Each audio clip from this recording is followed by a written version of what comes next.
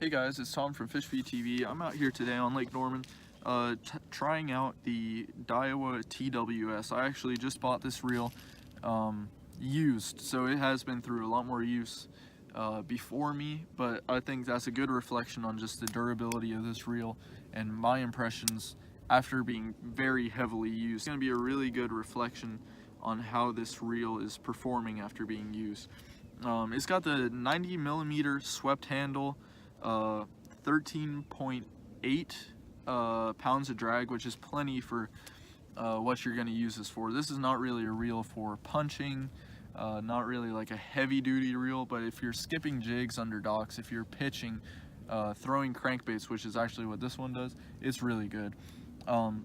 It's also got a clicking adjuster right here. That's awesome because it won't loosen on you when you're fishing, or like leave it in your box or something. It'll stay in this position and it won't loosen like some of those other ones will. Like every other Daiwa just about now, it has the TWS, which really I don't think it helps on your casting distance, but it does really help keeping your backlash out, especially when you're skipping jigs, when you're pitching, that kind of stuff. It really helps making that a lot easier so you don't have a lot of backlash. You know, a lot of the higher end reels, they come with really shallow spools, but as you can see, this one's got just a normal size spool. Really, it'll hold 120 yards of 14-pound test, which is plenty, especially for, you know, casting crankbaits and that kind of stuff. It's got this, I mean, it doesn't really look any different on the outside, but when you go on the inside, what differentiates a Zillion from a Tatula is the free-floating spool. So this one, it's old, it needs new bearings, but basically when you press this button, the pinion shaft pulls out of the reel, so it's just free floating. So you get a lot more, in theory, you get a lot more spin out of that, and your line comes out a lot more freer. How big of a difference it makes, I don't really know. Daiwa is not really known for super great casting distance, but what is different about these reels from, you know, other reels is that they keep that casting distance throughout the life of the reel.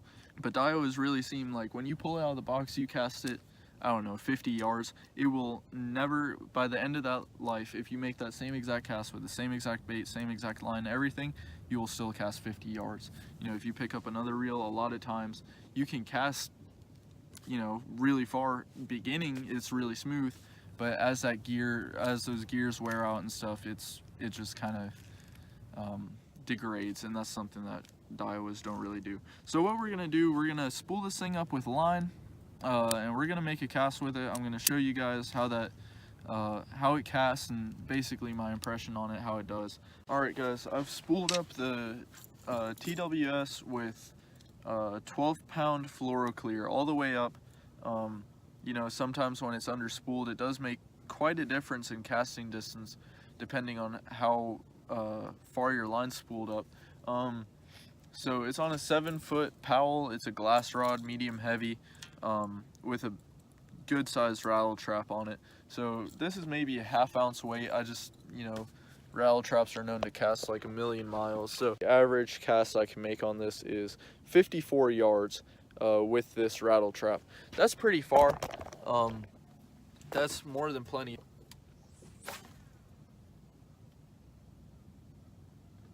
Just hit the water.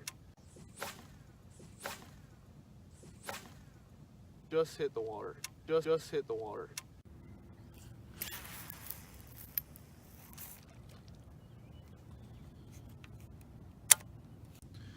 Alright guys, final thoughts on the Daiwa Zillion.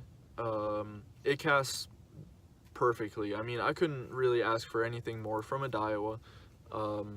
You know, this, like I said, it's going to be for casting square bills, casting, you know, nothing crazy. So distance isn't huge. 57 yards is pretty far too.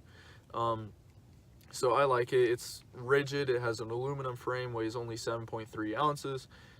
They made really good use of that Zion material that they use, and I really like that clicking adjustment. You know, it does retail for $300. That's pretty hefty for a reel like this.